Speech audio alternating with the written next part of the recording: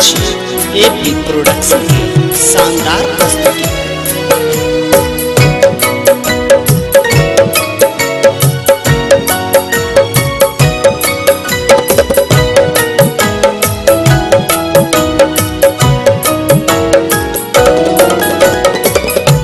आबुन मैया कतथा भेल छी, आबुन मैया कतथा भेल छी।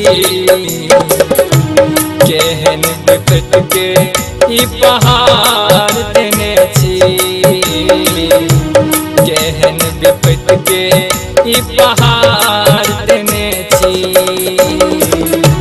आबुन मैया कतथा भेल छी, आबुन मैया कतथा भेल छी। केहन विपत के ई पहाड़ देने छी, केहन विपत के ई पहाड़ देने छी।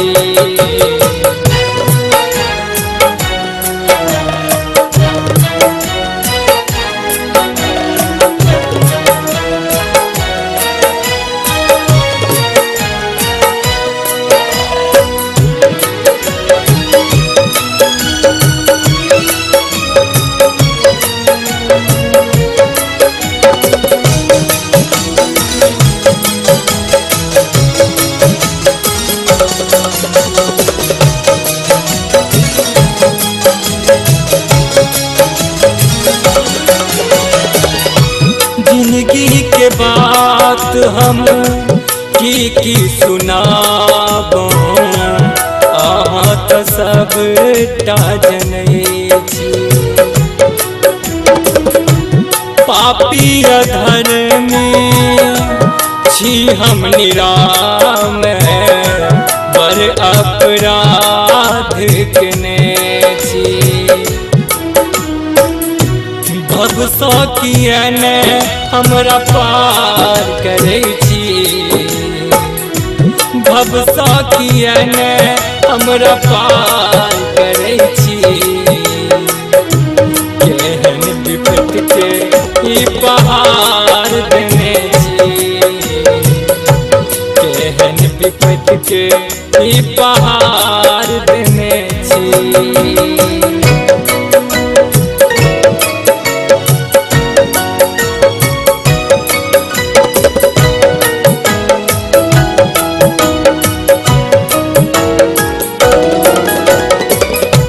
जन्मे समैया जानी ने हमरा, की अछि भाग्य में लिखल।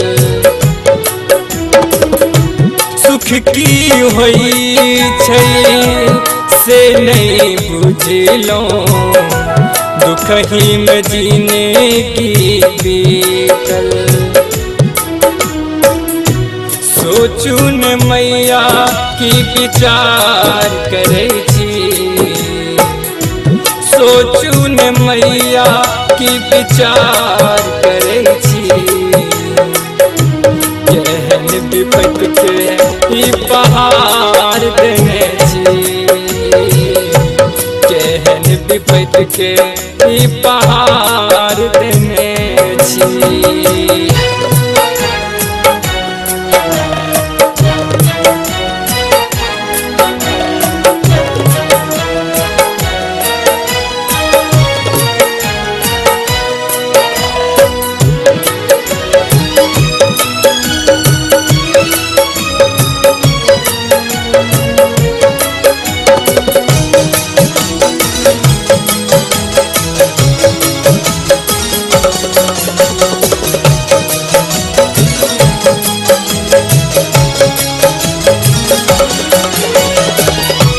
करुणामयी छी हे जगदम्बा, एक बेर शरण लगाबू।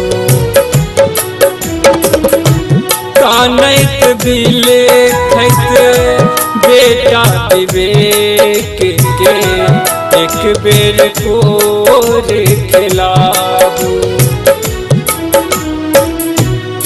दीपक किया ने दुलार करे छी, दीपक किया ने दुलार करे छी। केहन विपत के माँ पहाड़ देने छी, केहन विपत के ई पहाड़ देने छी। आबू ने मैया ठार भेल छी, आबू ने मैया ठार भेल छी। केहन विपत के ई पहाड़ देने छी, केहन विपत के ई पहाड़ देने छी, केहन विपत के ई पहाड़ देने